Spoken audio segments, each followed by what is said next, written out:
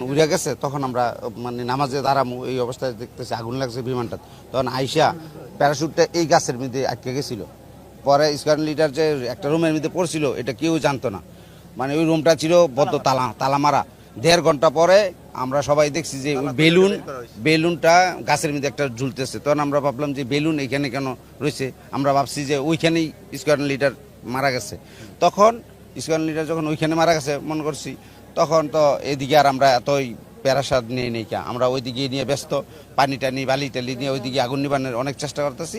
তখন অনেক 1.5 ঘন্টা মানে 1 ঘন্টা 20 মিনিট পরে আমরা যখন একটা ইঞ্জিনিয়ার দেখছে যে বেলিন, তারপরে একটা রুম তালাবদ্ধ ছিল, ওই রুমটা খুলছে। খোলার পরে উনি মানে একদম ডেটও না আবার মানে মুমূর্ষ অবস্থায়। পরে হেলিকপ্টার দ্রুত আইসা ওনাকে নিয়ে গেছে, উদ্ধার করে নিয়ে গেছে।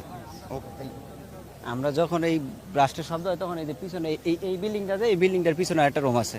তো আমরা ওই রুমে বসে রয়েছি, তখন হঠাৎ করে একটা শব্দ হলো। শব্দ হওয়ার সাথে সাথে আমরা আসার পরেই দেখতে যে এখানে আগুনের দাউ দাউ করে আগুন জ্বলতেছে।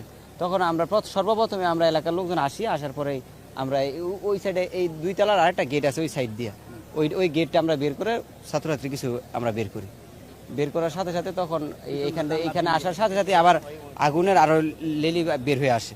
বের হওয়ার সাথে সাথে সবাই আবার দূরে চলে যায়, কিন্তু আমরা সর্বপ্রথম যে পারছি পানি দিয়ে আমরা নিবানোর চেষ্টা করছি।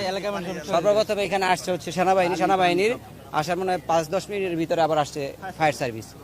তারপর সবাই উদ্ধার করার জন্য যার মতো আমরা চেষ্টা করছি।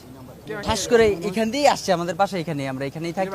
প্লেনটা আসছে মানে অনেক আওয়াজ, বিকট শব্দ হয়েছে, ঠাস করে এখানে পড়ছে, দৌড় করে আইছে, আয় দিয়ে পুরাই মানে আগুন, মানে বিশাল আগুন ধরছে, দাউ দাউ করে আগুন জ্বলতেছে।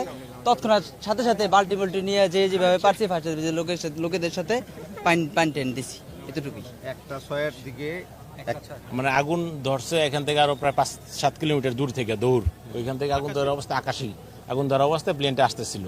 তখন আমরা মানে ওইভাবে বুঝতে পারি নাই। আসার পরে আমরা আমাদের ইমাম সাহেব নামাজে দাঁড়াইছিলাম, ইমাম সাহেব বলতেছে ভাই মালয়েশিয়াতে প্লেন পড়ছে। কিসের প্লেন পড়ছে?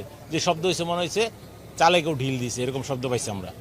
তখন আমার বাচ্চা আবার এই বিল্ডিং এ পড়ে, আপনার এই বিল্ডিং এর 2 রুম পরে। তো আমার ওয়াইফ আমার ফোন দিল, বলো যে আনাবা তো ওই ইয়াতে প্লেন হায়দারের বিল্ডিং এ প্লেন তো অনেকে পড়ে গেছে। তখন আমি বললাম দ্রুত যাও। তখন আমিও ফরজ শেষ করে দ্রুত আসছি, এসে দেখি আপনার বিল্ডিং এর সামনে আগুন জ্বলতেছে।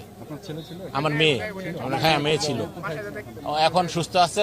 ওই পাশ দিয়ে আর্মিরা এক্সিট করে নিয়ে গেছে, আপনার বারান্দার গ্রিল কাইটা বের করছে। আমার মেয়ের সাথে ওর বান্ধবী ছিল, তো আমরা তো খুঁজে পাইনি অনেকক্ষণ পরে। আমার মেয়েকে তার বান্ধবীর বাসায় পাইছি প্রায় আধা ঘন্টা পরে, হ্যাঁ সুস্থ অবস্থায় পাইছি, আল্লাহর মতো।